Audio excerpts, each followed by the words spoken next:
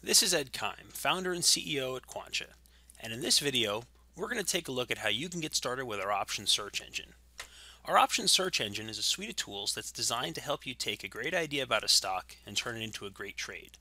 We've put a lot of work in to help it be a powerful tool that enables you to search and filter through thousands of potential trades to find the right balance of risk and return. We've also tried to make it really easy to use so you can focus on your key metrics without having to worry about too much of the financial stuff that's going on under the covers. And we also try to make it as convenient as possible. We provide it for free, we don't put ads in front of you, and we don't require you to register for most of the functionality we have, and you can access it on virtually any computer or device. To get started, click on the Try It Now button on our homepage. This will bring you to the landing view. Now, I'm a new user here, so I don't have any information pre-populated here. If I had done some searches already, I would see the stocks that I had searched on and the expiration periods that I had searched for those stocks. If I was a logged in user, I'd also see any trades that I was watching here. But in my case, I'm going to start off and I'm going to use Microsoft, the default stock that's plugged in here, and I'm going to click Select Expiration. The next view gives me a view into how the stock is currently trading, and also gives me a list of the expiration periods for which options are available for this stock. Now, for the purposes of this demo, I'm just going to select January 17th in 2015, which is about 8 weeks or so from now. And I'm going to click Search Options. Now, what Quantcha does is it goes out and it gets all the options available for Microsoft on that date, and it takes a look at the current trading data as well as information about the company itself, and it performs some analysis to infer some data for us. Now, you'll notice that it gave a default range here of 44.84 to 51.37, and there's actually quite a bit of math that goes in to make that range happen. And this is just kind of a suggested range to get started. You could very easily come in here and select that range and then put in the range that you want to work with. You can either plug in the range by hand by typing in the numbers that you want to use. For example, let's say you wanted to go 45 to 50. Or you could use these sliders in order to change the percentage that you want to go up and down. You can see we've got this minus 18.4% decline in the stock all the way up to a 22.7% increase in the stock. Now, the details about this curve are kind of important. As part of our analysis, we figure out the implied volatility for this expiration, which happens to be 17.52%. Now, the implied volatility is basically the standard deviation that's expected on an annual basis for the stock. So, based on the implied volatility between now and this January date that we're targeting, the implied volatility for the stock based on the option pricing that's currently in the market indicates that the market expects the stock to go up or down about 17.5% on an annualized basis. So if we take that and we adjust it for this shorter period between the current date, which happens to be November 23rd, and January 17th of the following year, we're able to figure out a much smaller curve and also the probability of where it fits in on the curve. Now, this curve here represents the distribution of prices based on that implied volatility and using a standard log normal distribution. And so as we move this around, we're able to see that the market, we're able to see how this forecast view fits into what the market's perspective is on where the stock should go. So if you happen to be bullish on the stock, what you could do is you could potentially put in the current market price here. So let's say it's about 48, and then maybe you'll figure that you'd like to see the stock go up about 10% or so, and so you'll be able to move this up and move it up till it gets to about 10% growth over that period of time. And this is the forecast that you'd be working with. And if you want to know what the area is under this curve relative to the whole curve, well, that's 42%. And so in this particular case, by changing that forecast, we know that working against this forecast, we're dealing with a 42% probability of this being accurate. Now, when I've decided that this is the forecast that I want to model into my trading, I'm going to click the Apply button. And what Quantcha is going to do is it's going to go out, get all those options. It's going to analyze the options against a series of 30 different trading strategies, which include a lot of the strategies you're probably familiar with. And it's going to generate, in this case, from 50 options, which are the 50 options closest to the money, over 9,000 trades, in fact almost 10,000 total trades. And we don't have any filters being applied, so it's showing all of those filter trades, and it's selecting the top 10 of those trades based on our sort, which in this case is the average return. So we can see the average return. The best trade for this particular forecast that we're putting out there is long call butterfly where you would buy the 50s, sell 2 of the 52.5s, and then buy 1 of the 55s. And you can see a little P&L chart that shows the return for this forecast window that we've modeled out here, down for all 10 of these trades. Now, sometimes you want to get a little more granular into the kind of strategies that you work with. For example, a lot of investors may only have level 1 clearance with their brokerage, in which case you're limited in the kind of trades you can make to things like collars, covered calls, going long the stock, and buying protective puts. And in that case, you can just select that only level 1, and it filters out all the trades that don't apply to that. And you can see we've got 282 filtered trades that have been left after we apply all those strategies to it. Or maybe you're enabled for level 1 and 2, where you can also do long calls and long puts and secured puts, and even do synthetic long stocks by using that strategy. And now we can see how there are 862 filtered trades that come out of that.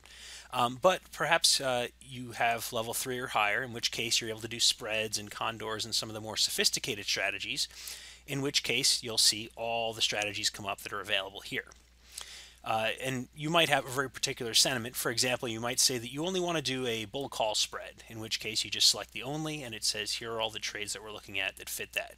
There's like 325 of them of the entire set. But we'll go back to selecting all, and I'm going to click this again to contract it. And the next step is to figure out what your risk profile looks like. The first thing that a lot of people like to do is to say, well, since I'm confident in this forecast that I'm putting out there, I only want to see trades where I don't lose any money within that forecast. So I'm going to move this up to, let's say, 2%. And this says that the minimum return for any of the trades within my forecast window have to be at least 2%, or else don't show them. And the minimum average says that the average has to be at least 2%, and the potential being the potential maximum. So the first slider here is for the bottom number, the second slider is for the top number, and the third slider is for this. And you'll notice when I move the minimum return up, it also moved up the minimum average and the minimum potential, because you can't have an average or a potential that's below your minimum return.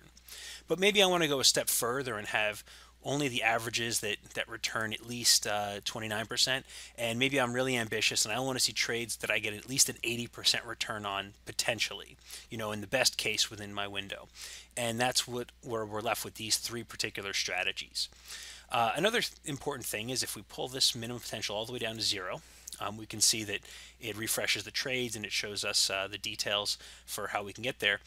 There's a couple other things that are important, such as the ability to exclude range-bound strategies. So if we check that, we can see that any strategy that was bound in a range, which include condors and butterflies, will be excluded. And so now we're looking at a bull call spread and other things like that.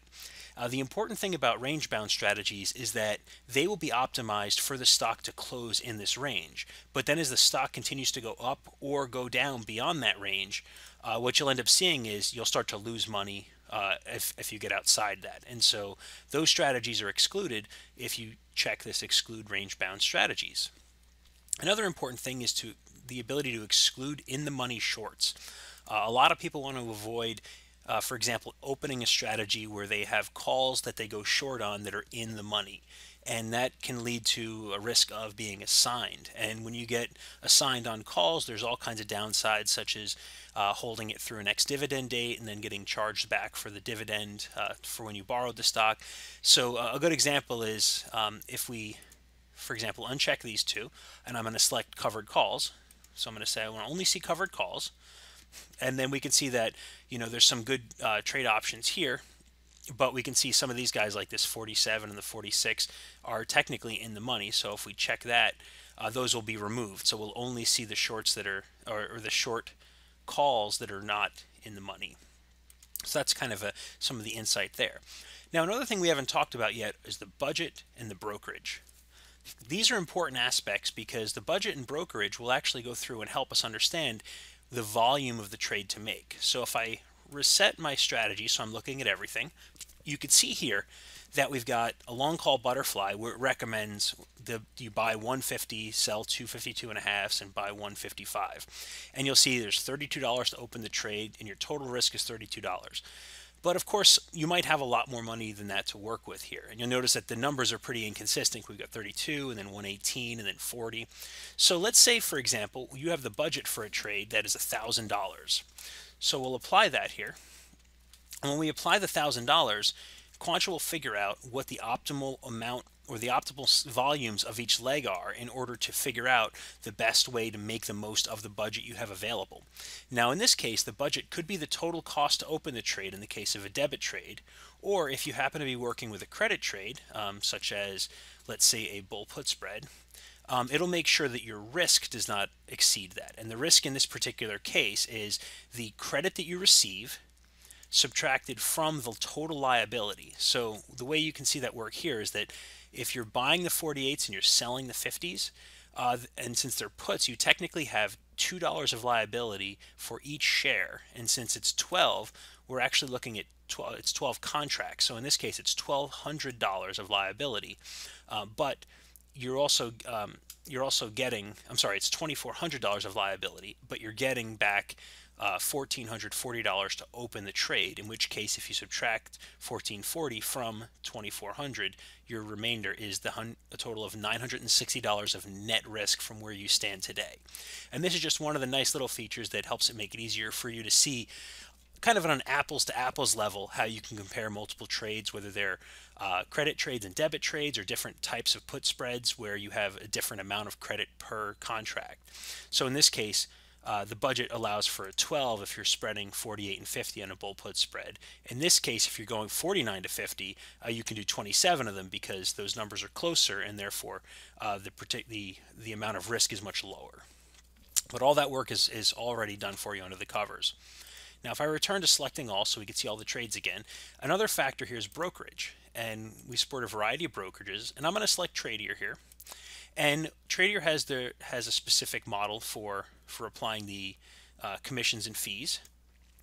It's $3.49 an order, and then 35 cents a contract. So you can see that the prices are actually a little different now because Quantcha is factoring in the cost of the brokerage fees and commissions, and that also includes the estimate for the exchange fees as well. So you can see really where the bottom line is based on the trade you're making. And it's also important to notice that depending on your brokerage or depending on your budget, the sorting and the ranking of these trades can change because certain trades don't make sense at very low volumes but can actually become better at high volumes.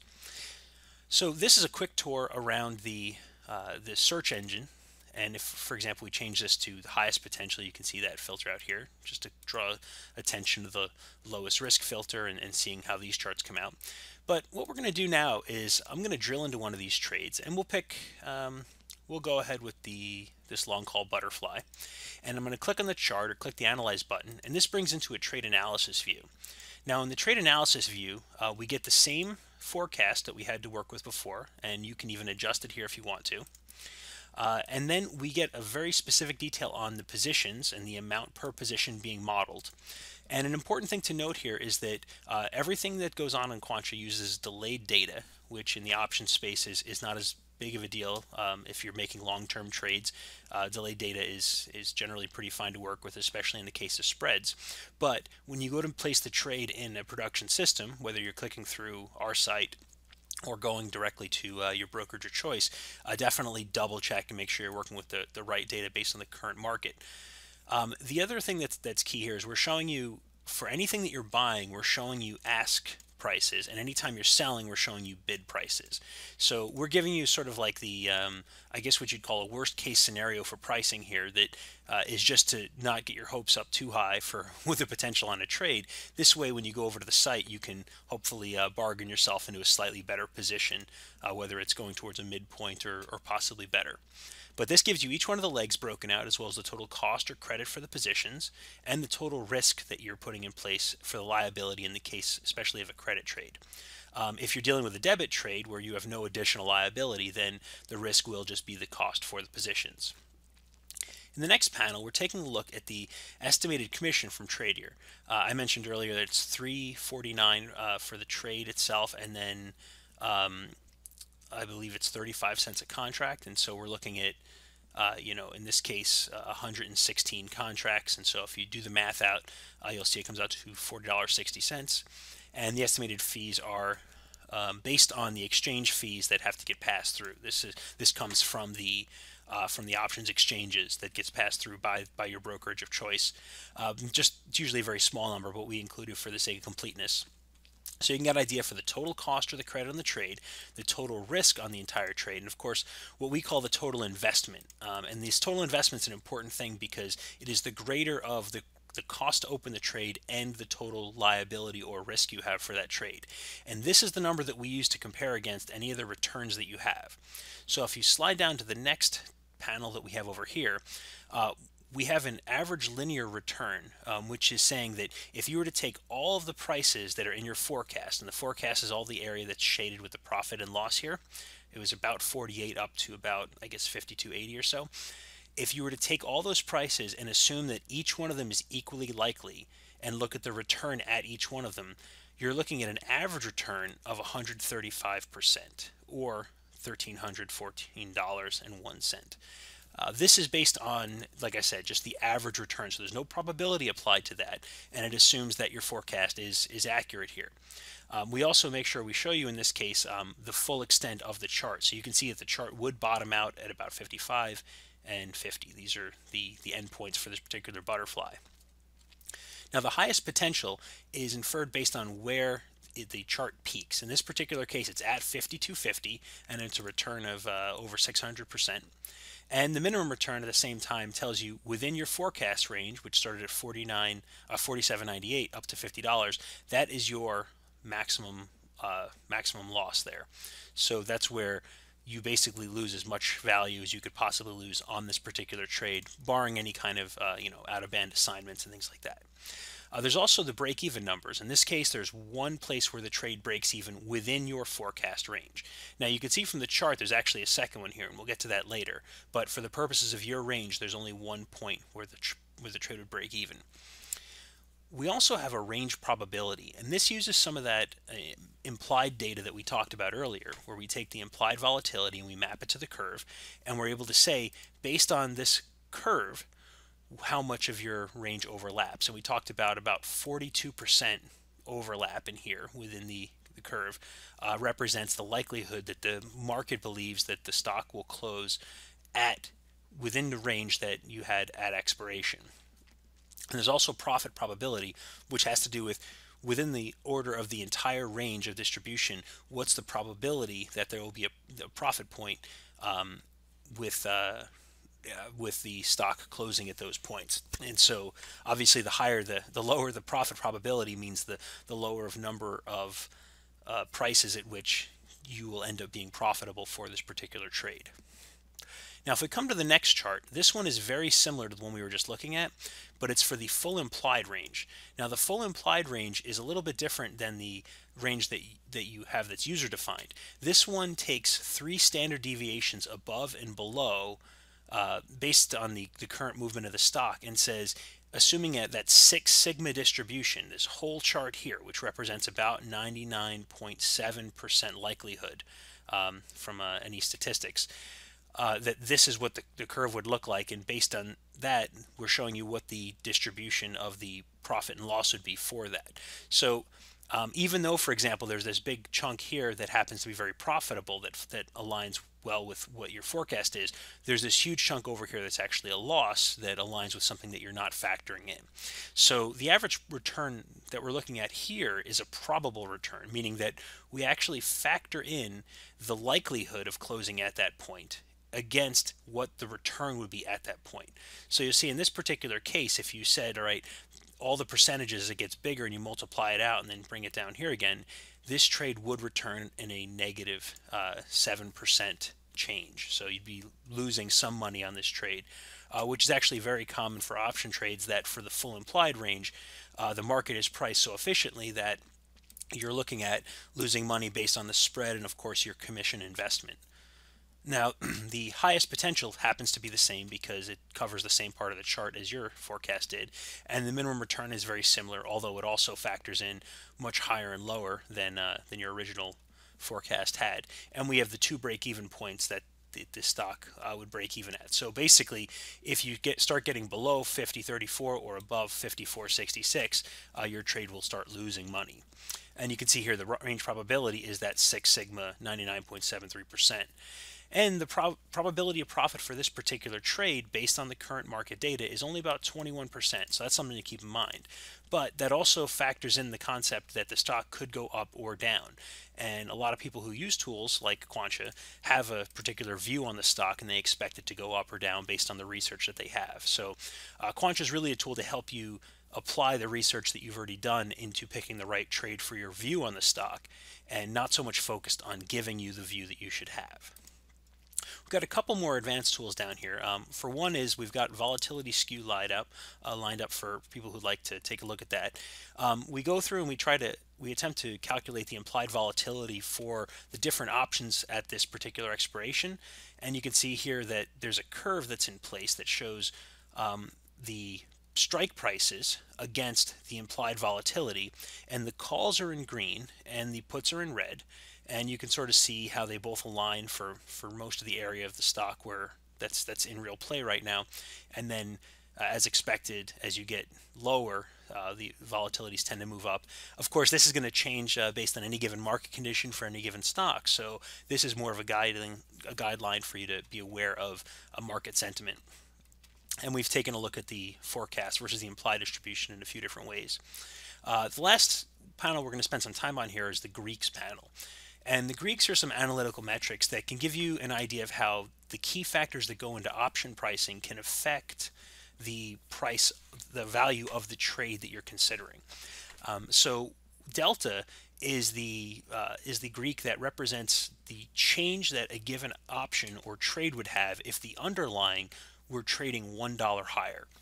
Now it's important to note that when these options are priced, the underlying price, the time until expiration, volatility, and the risk-free interest rate are all brought in, as well as the current market price of the stock, in order to calculate the value of the option, or at least the theoretical value of the option. So when you get all that information in place, you can then start doing some interesting things by saying, well, if the underlying stock were trading $1 higher, how would that impact the value of this trade? And in this case, the delta is positive, and it comes out to a value of $239.46. So if Microsoft were trading at $48.98 right now instead of $47.98, it would be expected this trade to be worth $239.46 more. So that's how delta comes into play. Gamma represents how a $1 change in the underlying would impact the value of delta. And so that gets a little more granular here, because it says if, for example, Microsoft were at $48.98, then delta would actually be $1.49 higher. And we won't go into the details on the math here, but this is just sort of a good reference to understand if you're looking at a trade and you're expecting, if you have a bullish view, as we do in this particular demo, we expect the stock to go up. Therefore, we want to see delta go up, and we want to see gamma hopefully go up to a point. The third value here is called theta, and theta represents what happens if you get 1 day closer to expiration. So if none of the values that go into factoring the option price change, theta represents 1 additional day being taken away.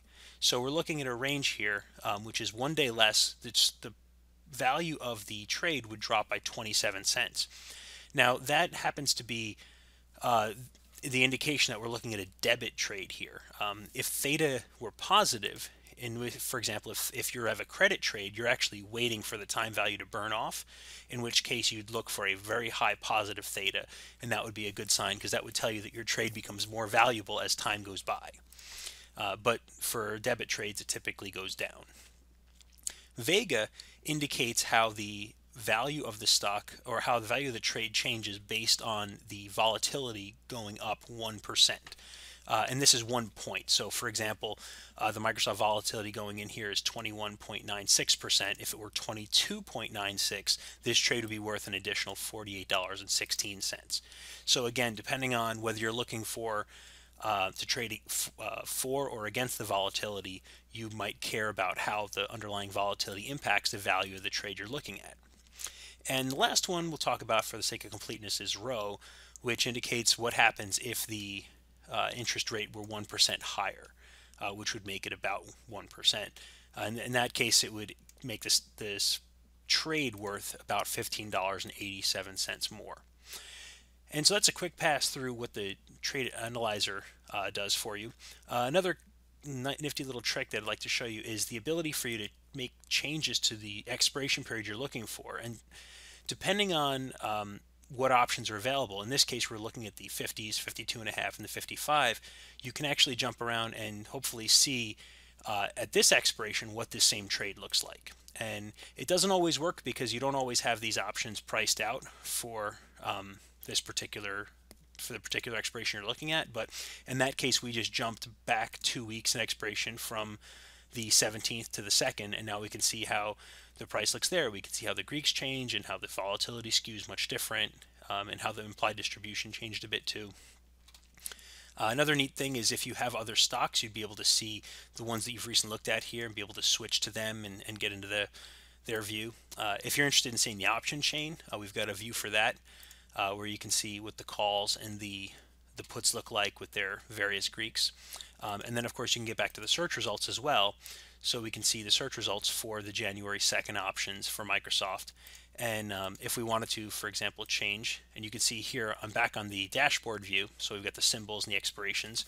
If I wanted to change over to Apple and then view the expirations, and let's say we wanted to go to January, hit search options, everything comes down, all the trades are analyzed. We try to make this as quick as possible. I can now switch over and see what Microsoft looks like for January 17th. And then maybe I switch to December 5th and then go back over to Apple. And now I'm looking at Apple for December 5th. So it's really easy to get around and look at lots of stuff and compare different views. And if we, for example, change back to Microsoft, we're looking at December 5th. Now it's giving us that 68%. This is our one standard deviation plus or minus from the current. But if we go back to our January view, you'll notice it actually will retain the previous forecast that we had put in place. And so it tries to remember where you were looking at the time. And one more useful thing is if you'd like to share out the trade, there's a bunch of different ways. You could click on one of these icons to get to your the sharing on network of choice, or to start an email. And there's also a way for you to get a direct link to this view, as well as if you have a website where you want to embed some ideas about the trades. And so that is a 30-minute or so tutorial on how to make the most out of the options search engine. We recommend you check back because we're constantly improving it and working on building out more features. And if you have any thoughts and you want to provide feedback, please email us at hello@quantcha.com. Thanks and happy hunting.